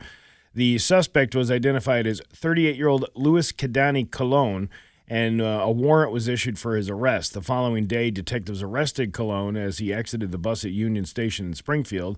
They seized a 40-millimeter Smith & Wesson handgun with one live round in the chamber and approximately 6 rounds in the magazine, 33 pounds of heroin stamped Chanel, which doesn't smell like the Probably way you not, think it does, no. inside a sandwich bag, and 3 gray medium-sized caps containing cocaine inside a sandwich bag. He is now scheduled for Superior Court on June 18th. I was wondering why they were updating this story. I guess they didn't have a court date, but the story just came out yesterday. I guess it was a slow news day, and we had to update people. See, this is the thing about the news. We're doing a story from December. Yeah, but as you know, the news stories of immediate relevance don't come out until Wednesday. True. Now they're just tying up loose ends for old stories. That's what Monday morning news is all about. Had a story from September. Yeah. It's June, the beginning of June. That's months ago. Well, because he's going to have a court date this month, so we figured we'd update everybody on what happened. Now, if that's what it takes to get a follow up, then fine. If someone says they're not into you, this probably isn't the best way to win them over. Weirdo in California is facing charges after he broke into a woman's house and woke her up by sucking on her toes. Ooh, toe job. It happened May 21st near Modesto, but police just shared the details on Facebook. 27-year-old Christian Anguano had allegedly been harassing the woman for months, or more like stalking her. He followed her home from work and even slept outside her place in his car. 2 Wednesdays ago, she woke up around midnight to find him at the edge of her bed with her toes in his mouth. After that, he tried to get in bed with her, but she pushed him away, called 911, and he ran off. Cops didn't find him that night, but tracked him down the next day in the same area, so apparently he tried to come back, even after the toe-sucking didn't go over like he maybe hoped it would. You know, if I can just get in there and get my mouth around her little piggies, Which she'll fall wait, for me. which little piggy? The one that went to market or the one that stayed home? The one that likes roast beef. Oh yeah, Because then you can get two. But the one that went to market is dead. yeah, it's terrible. Yeah. You know, if I were sleeping, okay, and I was awakened by somebody that I did not know sucking on my toes, and I had to go to the bathroom like I do all the time when I wake up, does that kill the mood? I think it would. Well, then maybe maybe you need to think about that. Never really understood the foot fetish. Hey, you're walking around on those things all day. You know, my wife loves sending me, and I don't know, I know why she does this, Yeah. because I find it to be so gross. She will send me videos from like the Toe Bro TV show where like people are going to like a podiatrist with all these deformed feet. You know, hammer toes, you know, there's things growing out of it. Yeah. She thinks it's hilarious because for me, I can't even look at that stuff. It drives me crazy. So the idea of someone just randomly popping into your house and sucking on a toe that looks like a log, to me, It's disgusting. It's disgusting. It's gross. You don't know what's going on in someone's shoe or in their sock. Yeah. And believe me, 99.99% of the time, you never want to put your mouth around it. This is why I don't. If opioids are offered to me for some kind of pain for like a medical, I will not take them because I had a really bad experience once. years ago I had some kind of respiratory thing going on. It was like a virus or something, and they gave me cough syrup with codeine in it, right? Yeah. And I had taken the codeine, and I was already like out of it from being sick. But then I'm like, I take the cough syrup with the codeine, and I'm laying in bed, and I'm having like these hallucinations that remember the I don't even know if they do it anymore. The commercial with the toe fungus, and there were these little green men. And they'd lift up the toenail, and I had visions of them all under my bed. Yeah. Look, this is what my wife sends me. She'll send me videos. Yeah, I don't want to see Look at that one. Yeah, it's gross. Who wants to put their mouth on that? I don't know. You don't want to put your mouth on that. No. You don't know where that's been. That's so disgusting. It's disgusting. She thinks it's hilarious because of my reactions. Like, I can't even look at it. Hope you're all out there enjoying your breakfast this morning. Your Pioneer Valley forecast is going to be sunny with a high of 70. Tomorrow, sunny with a high of 78. It's 53 right now in downtown Springfield. I'm Steve Nagle, and that's the news on Rock 102. Oh, yeah. It's 7:52 at Bax and Nagle on Rock 102. I just gave you the forecast. Sunny and 70 today. It's 53 in downtown Springfield. We had a bunch of stuff to give away this morning, practically actually all week long. Some good stuff. Yeah, wrestling tickets and then concert tickets too. Concert tickets and wow. Yeah, it's a humdinger of a week this week. On June 7th, which is coming up. When would that be? Would that be Saturday? Saturday. It's already June 7th. Anyway, Almost Queen is going to be at the Westfield River Brewing Company, and it is going to be a hell of a show. They do a lot of Queen music. I'm not familiar with them. Really? Have we ever played them? Yes, I believe really? We've played quite a bit. In fact, Yeah, never heard of them. Really? Is that a fact? Yeah. Well, they made a whole movie out of them, and almost Really? yes, Wow. yes, called Bohemian Rhapsody. Won an Oscar for the guy that played Freddie Mercury, the late singer of the band Queen. It's like you're speaking another language to me. I have no idea what you're talking about. Well, Steve, it's not up for you to win those tickets. It's up to the 10th caller at 293-1021. You get to see Almost Queen at the Westfield River Brewing on Saturday. Good luck to you. Well, you did that prompt early. Well, I mean, it doesn't mean we have to answer the phones right away. No, we'll let them suffer. Yeah, let them sweat it out. I mean, Are they going to answer the phone eventually? we'll get our producer on it. What's going on? Where is everybody? Our producer will be answering phones, but he's too busy making TikTok videos. 12 of them, to be exact. Because you never make too many. We have a lot of TikTok videos going on our page. Yes, we do. A lot. I'm making them. You're making them. Dan, Pat, and Natalie are making them. Alex makes them. First of all, I can't message anybody on TikTok until June 17th. Because I'm in like TikTok jail or something. And not even like doing anything nefarious. There was the first thing that triggered it all. Well, first, one time I wrote a comment on the Vulgar Chef's video that said, you're vile and disgusting. I love it. They flagged the comment and removed it and gave me a strike on my account. I'm like, okay. For that? Yeah. And then the video that was had the girl from 22 News mispronouncing the the trailer trash and the Aquanet and that was flagged. Why? Somebody flagged the video. I don't know why, but I can kind of take some guesses, but I'm not going to get into why. And so that was taken down. I don't even have that video anymore.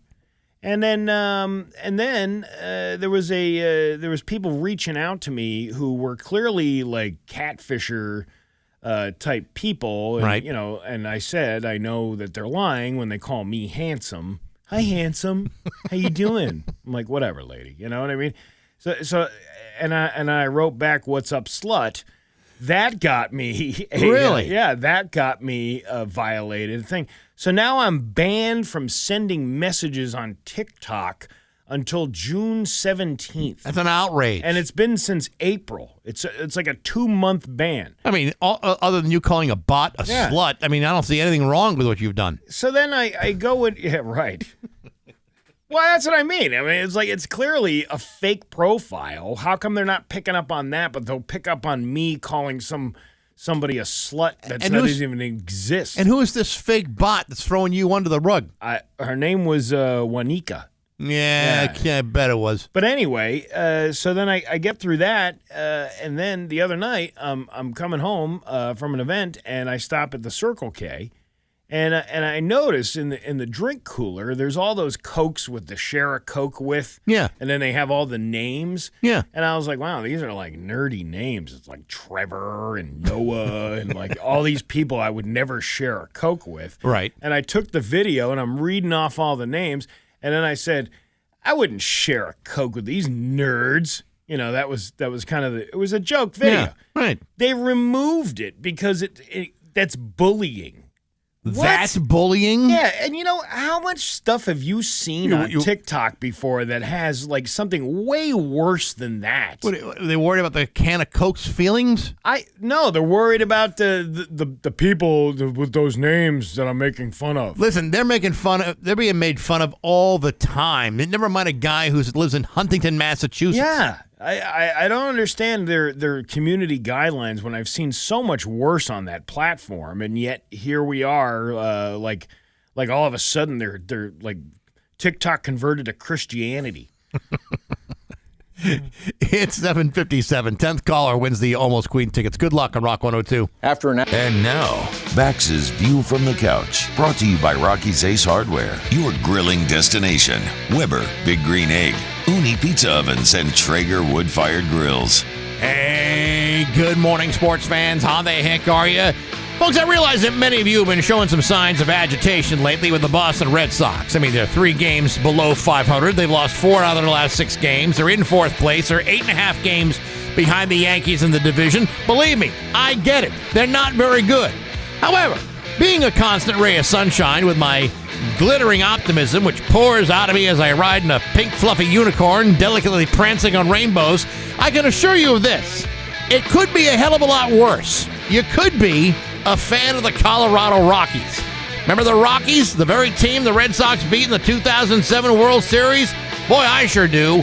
Sadly, in a span of just 18 years, the Rockies have become the worst team in Major League history. Remember last year when everyone was saying the Chicago White Sox were the worst team in the modern era? Well, the Colorado Rockies are well on their way to being worse than that. Yesterday, the Rockies were swept by the New York Mets for their 8th straight loss. This is the team's 4th 8-game losing streak of the season. Their record is currently 9 wins and 50 losses, trailing only the 1884 Kansas City Unions and the Cincinnati Red Stockings of 1978. Of the 20 series they've been in this season, they have been swept in half of them, tying a Major League record, which could be broken this week when Miami when they face the Marlins. And by the way, the Rockies have only won 3 road games all season long. So while you sit there and bellyache about the Red Sox being ineffective and 8.5 games out, keep this in mind. We could all be living in Colorado right now. They're so horrible, even the Chicago White Sox are excited to play them when they host them on the 4th of July. You might want to mark down your calendars for that one because that series is going to be spectacular, and you'll feel much better about things when you see that happen. But hey, enough of my yapping. Sports brought to you by Rocky's Ace Hardware. So what's the difference between a hammer drill driver and an impact driver? Well, you're going to need to talk to Robbie at the East Long Meadow Rockies. Good people, rock solid service, is a power tool specialist like Robbie at every Rocky's Ace Hardware. I'm Bax. That's my view from the couch. Rock 102, Springfield's Classic Rock. It's 8:12 and Thin Lizzy with Bax and Nagle at Rock 102. It is going to be mix of sun and clouds today with a high of 70. Tomorrow, sunny with a high of 78. It's 55 right now in downtown Springfield. I don't know. What are you looking at me for? Like, I got something going on here. I assumed you did. I mean, I can. You don't have to, Steve. I mean, it shouldn't all be on your shoulders. I mean, I told about the graduation this weekend. I got that off my chest, and then we had Cohen, and We do have wrestling tickets to give away this later this hour. So it's if we just shoot from the hip and got nothing here, that's perfectly fine. We had Marty in here last week, and he was talking about the hot dog rollers. The roller foods at the gas station. That's like one of those foods that I'll definitely eat, even though it's completely terrible. There's something terrible about it, but there's something good about it too. Yeah. Is there any garbage food that you eat that you, even though it's uncouth, you still eat it? I'm trying to think if there's anything that is unusual that I will. I mean, I'm not really a picky eater. Yeah. If I see something on a roller at a gas station, and it looks like it's been there, and when I say it's been there for at least 4 or 5 days, I probably wouldn't get that thing. I probably wouldn't order that. But on the other hand, I guess I can't think of anything specifically that I would be willing to have. You know what? I guess my fruitcake obsession would be the one thing that that is pretty gross. Nobody else wants, but yet right. I find myself absolutely loving them. And I like those buffalo chicken roller things that Cumbies has them, but then it's a brand that a lot of gas station chains sell. Yeah. The tornadoes, I guess they're called. Uh-huh. They're absolutely horrible, but there's something about them that actually tastes pretty good when you're looking for a quick snack. See, now, I don't find that kind of dichotomy with the fruitcake. Yeah.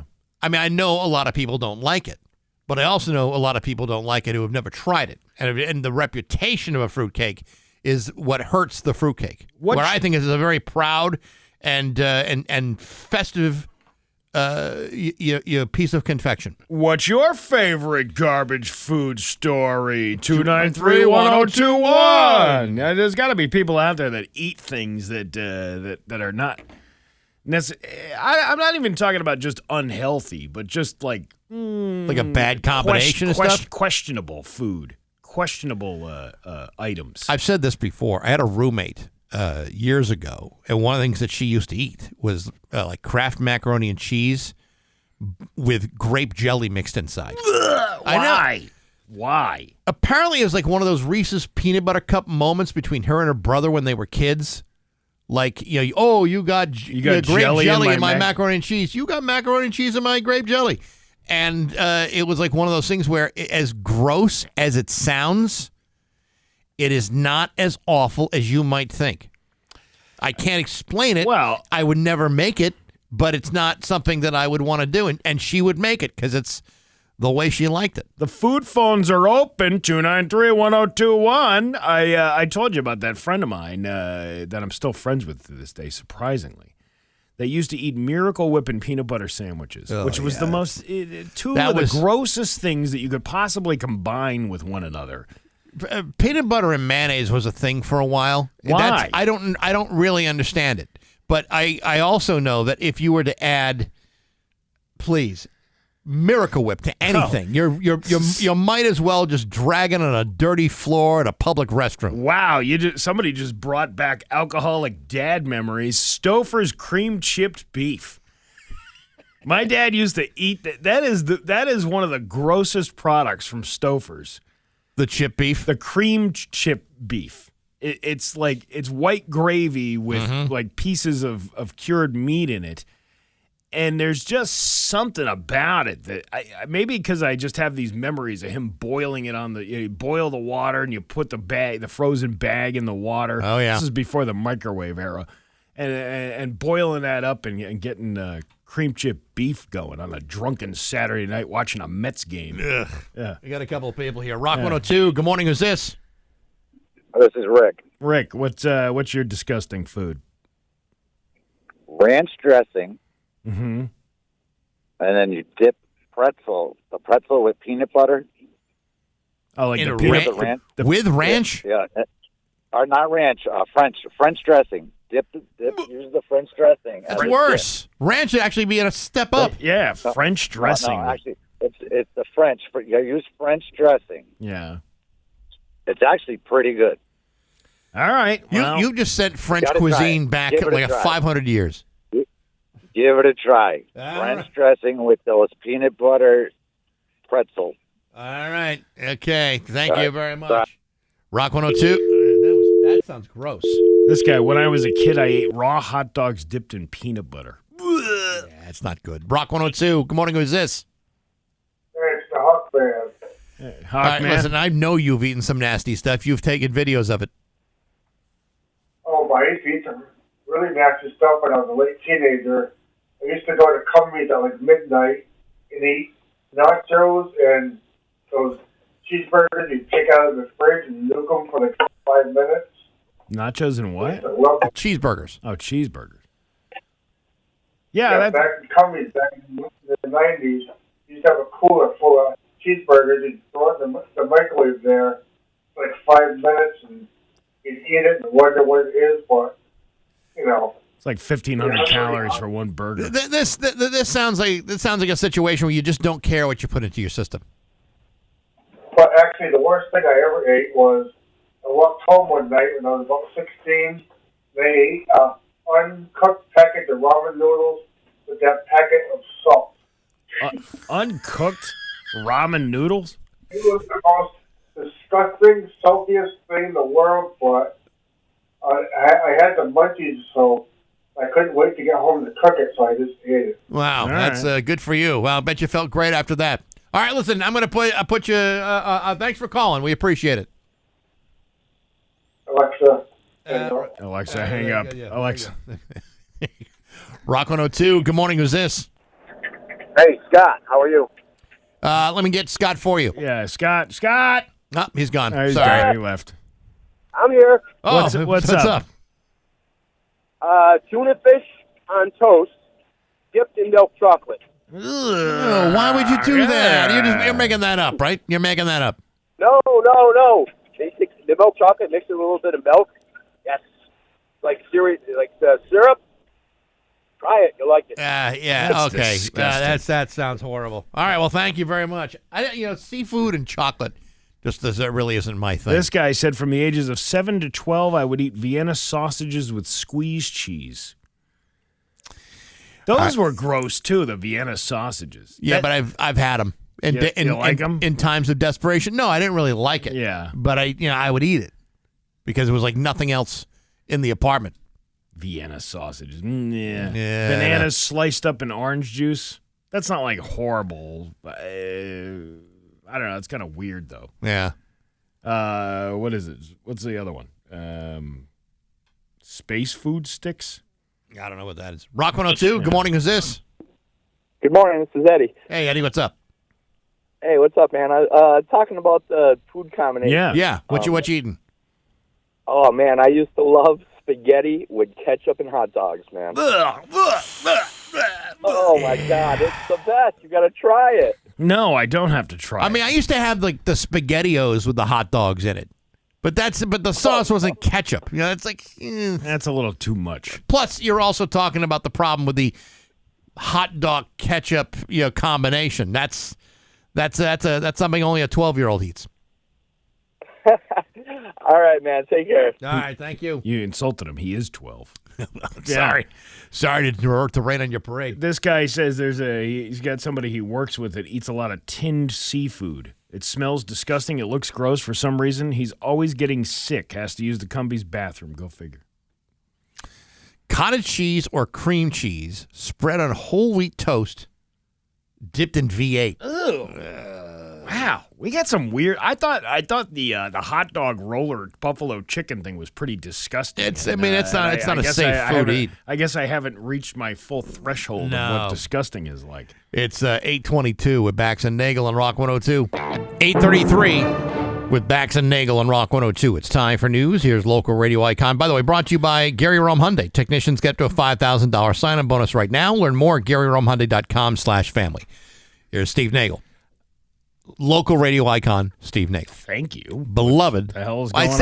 I said it, and then I went into the tag from Gary, and I came back. All right, anyway. Hey, the Historical Commission in Westfield is sponsoring an event on the old burying grounds on June 14th at 1 p.m. as part of the 250th anniversary of the American Revolution.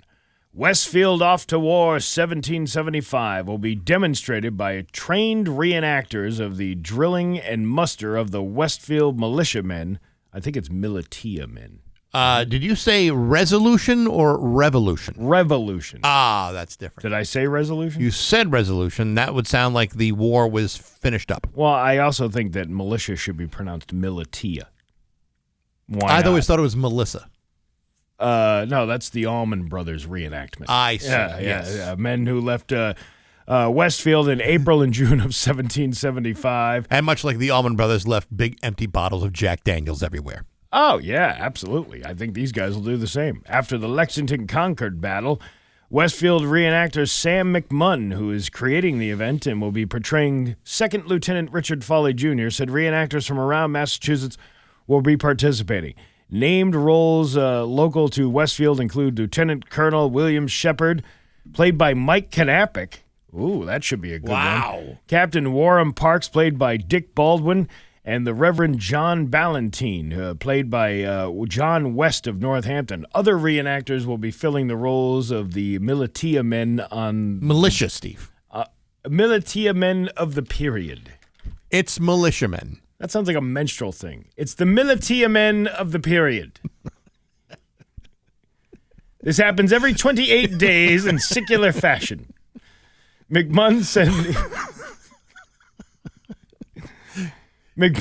an interesting fact is that when the company marched, William Shepard and Warham Parks were not yet generals, and Richard Foley Jr. was not yet a lieutenant. At the time, William Shepard was a lieutenant colonel, Warham Parks was a captain, and Richard Foley Jr. was a second lieutenant. McMunn referenced information on the muster from the book, Westfield and its Historic Influences, 1669 to 1919. The Life of an Early Town with a survey of events in New England and bordering regions to which it was related in colonial and revolutionary times. Volume 1 by Reverend John Hoyt Lockwood, 1922. I can't wait for this. You a big historical reacting fan, are you? No, not really. Do you know a lot of people that do this kind of thing? I would do this and then be out of character. You know? Yeah, but you're not supposed to ever get out of character. That's the whole point of it. We will march for our freedom down to the Two Rivers burrito.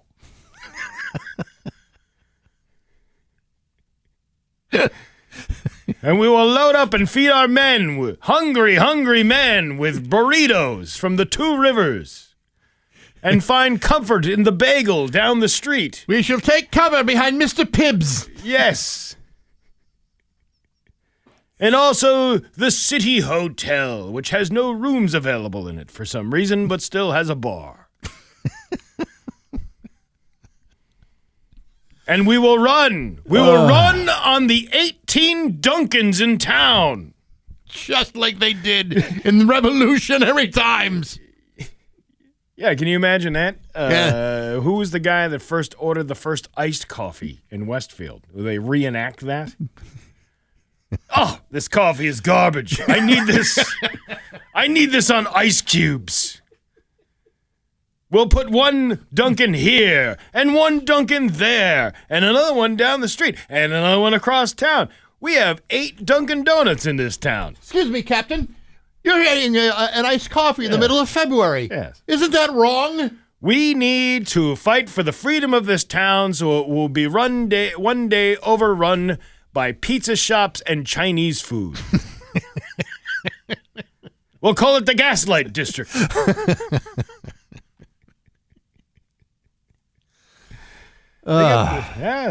People are into that kind of thing. They're really into to reenacting. But you got to watch the ones that like pull the cell phone out of the pocket in the middle of the in the middle of the thing. Like you're destroying the continuity of history. And your militia men. I had a very close friend of mine in high school. We are not close now, and this may be the reason for the breakdown. He was very, very into going to Renaissance fairs. Mm-hmm. Oh, God. Yeah. To the point where he would not only go to a Renaissance fair dressed like he worked at the Renaissance fair, he eventually convinced the Renaissance Fair to hire him to be part of the Renaissance Fair. Wow, you got on-the-job training right there. Yeah, well, Walking around with a big turkey leg. Yeah. Saying ye. And saying huzzah. Yeah, right, exactly. Yeah. And, oh, boy, he said, hey, you should join too and join us and we'll have fun working at the Renaissance Fair. That's when I knew this relationship had to end. I went to a Renaissance Fair once when I was a teenager, and it was enough to say I never, ever, ever want to come back here to this ever again. You know, we got someone that works here that goes to. Oh, I know. She gets all into it. She gets all dressed up in the. She's calls herself a wench. And, yeah, but she's at the point where she has not joined a Renaissance Fair. She just goes dressed up. As opposed to me, I just went with a few bucks to get a turkey leg. I sat in the bench, and that was my day. Did you can we get back to the car now? I mean, what other kind of like weird would you ever go to a Rocky Horror Picture Show dressed up? Not dressed up, but I've been to the Rocky Horror Picture Show. But you've seen other people dressed up in there. Oh, yes. Why didn't you participate? What makes you so special? Because I don't mind doing stupid things. Yeah. But I got limits. Yeah, I think walking into a midnight movie in like the middle of a town wearing nothing but like ladies' underpants and fishnet stockings. There's always a ride home back to the car after that. Yeah, maybe you'll even get a free ride back to the back home. Maybe I didn't rock the fishnet necklace I was hoping. If you can rock that, you might be able to, Yeah, it was not no.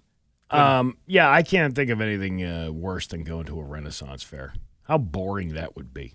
Some people love it, and you know what? They really there are people reasonable people that I know love going. I have other friends that love the hell out of it. Think it's fantastic. They go and they see wizards and wenches and mud pits and stuff like that. Jousting shows, man. That's the goddamn thing I want to go is see jousting. Does thou hast like horrible things? Then please join me at a Renaissance Fair this weekend. Excuse me, wench. Will your chip reader read my credit card for that turkey leg? We will dress up like we are from the Renaissance era in our bustiers and our and a knight in shining armor suit. Yeah, I got news for you people. Let me tell you something about the Renaissance. You're not going to want to hear this, but it's absolutely true. During the Renaissance, there was absolutely no indoor plumbing whatsoever. Yeah. So most of the people who were the broke people during the Renaissance smelled like they have not seen the inside of a restroom. They also shat in the street. That's what I'm getting at, Steve. That was part of the Renaissance. Along with all the food waste. Now, you may say, oh, no, you're wrong. That was part of the Bronze Age. No, that was part of the Bronze Age. Yeah. Totally different age. Yeah, you're thinking of the Golden Era. Where people used to urinate freely in the middle of the street. Huzzah! Huzzah! Yeah. My turkey leg can make it stream. Suddenly, I don't want to finish this $25 turkey leg. What a dumb show this is. It is. The Holyoke Police Department is seeking charges against a driver who crashed into the JFK Memorial Plaza Sunday morning. Holyoke Police Chief Brian Keenan stated that at approximately 4:25 a.m. on Sunday, officers were called to the area of Suffolk and Sycamore Street for a single vehicle crash. The crash resulted in significant damage to several monuments located at the Memorial Plaza. Police and fire crews were able to gain access to the vehicle and remove the driver and passenger from the car. Both occupants were administered Narcan and brought to the hospital to be evaluated for injuries. The driver, a 26-year-old man from Springfield, was issued a citation. Chief Keenan said that officers will be seeking a criminal complaint against him for OUI, drugs and wanton destruction of property. The Holyoke Department of Public Works has been contacted about the damage to the memorial. I'm telling you, I think there was another vehicle involved. Came from that grassy knoll over there. Yeah, I don't know about that. Yeah? How many shots did the memorial take? You fired off 3 hits from a car Yeah. in less than 3 seconds. I don't know. It makes you sound like there was another car involved. I mean, I don't know if you know that intersection, but there are, in fact, grassy knolls around there. That's what I'm saying. Yeah. That's exactly what I'm saying. Ah, boy. I don't know. Your Pioneer Valley forecast today is going to be, let's see, mix of sun and clouds with a high of 70. Tomorrow, sunny with a high of 78. It's 53 right now in downtown Springfield. I'm Steve Nagle, and that's the news on Rock 102. Oh, yeah. John Hazen here. Rock 102, Springfield's Classic Rock. It's 8:50.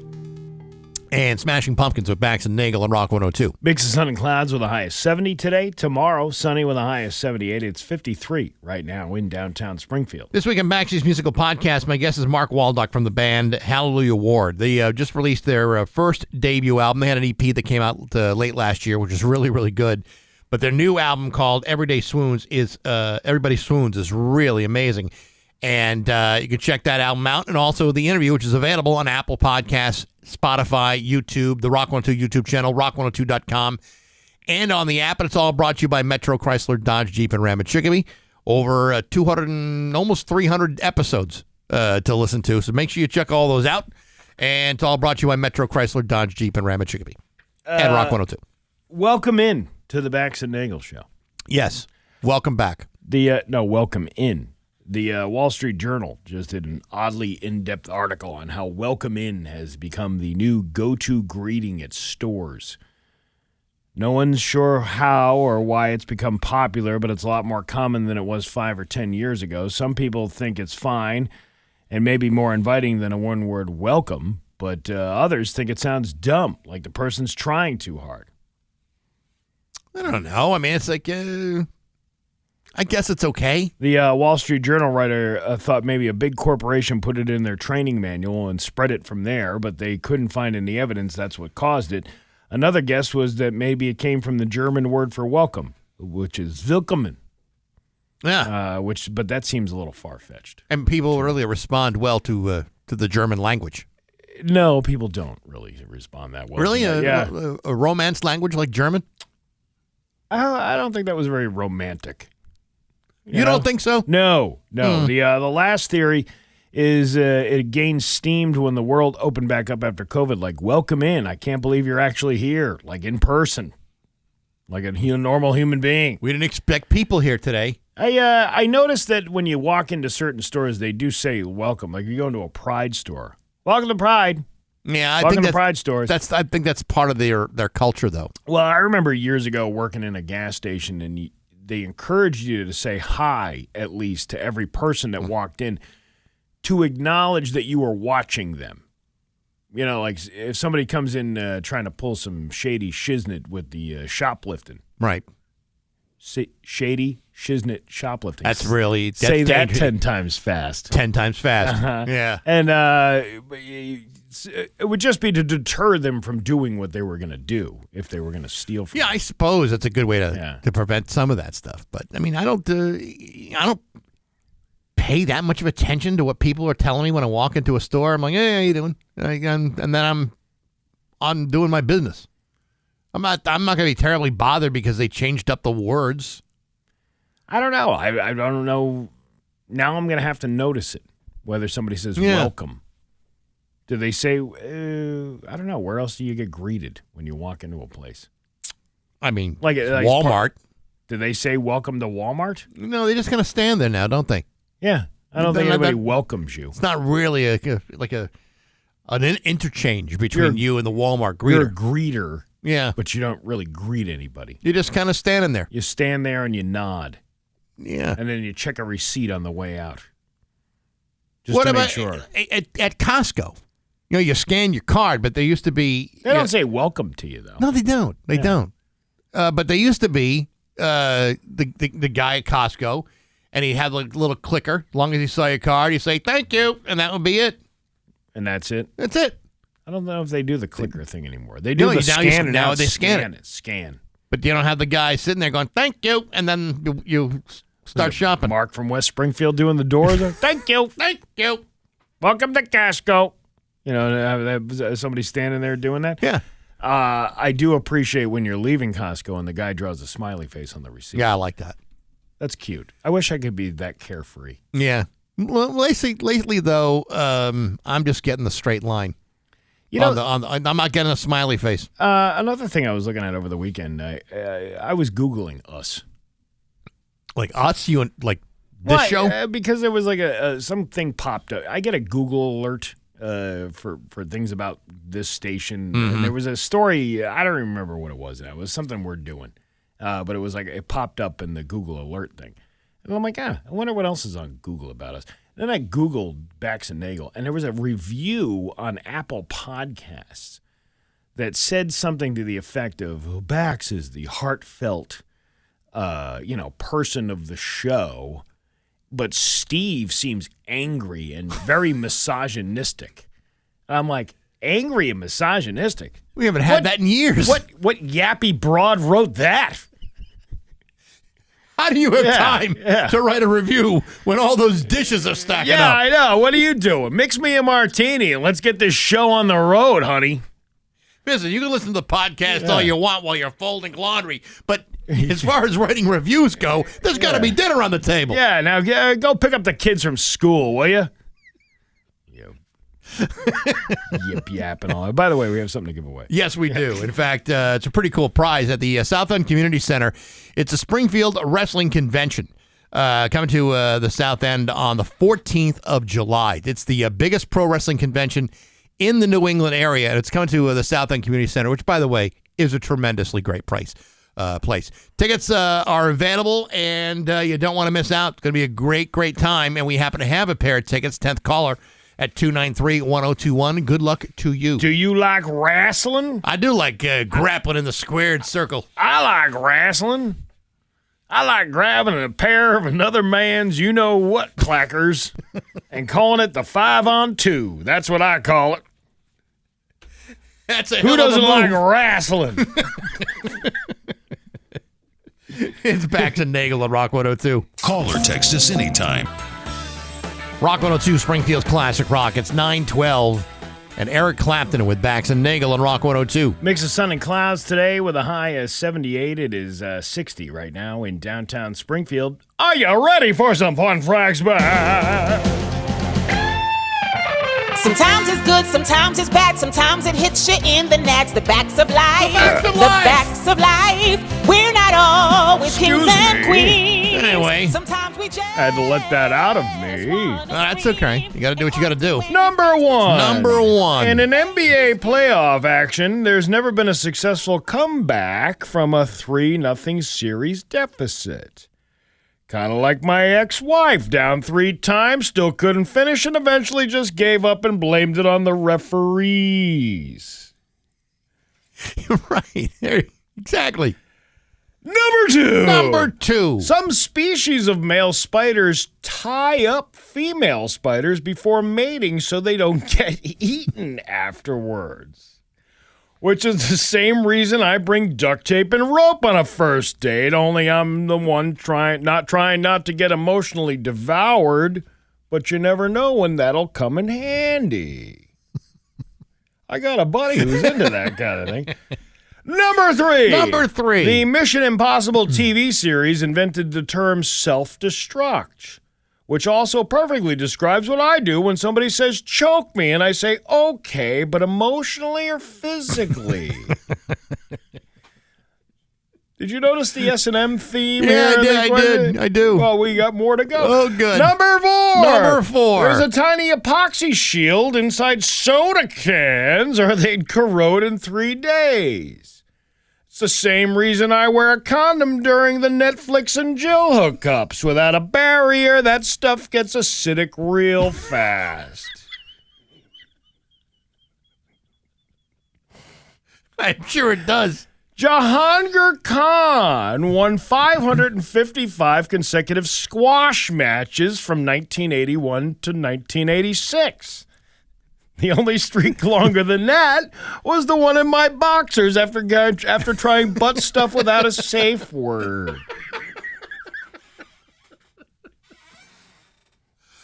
What's your favorite butt stuff without a safe word story? 293-1021. Sometimes it's good, sometimes it's bad, sometimes it hits you in the nads. The backs of life. Bax of The Life. backs of life. We're Bax and not Nagle on Rock always 102. kids and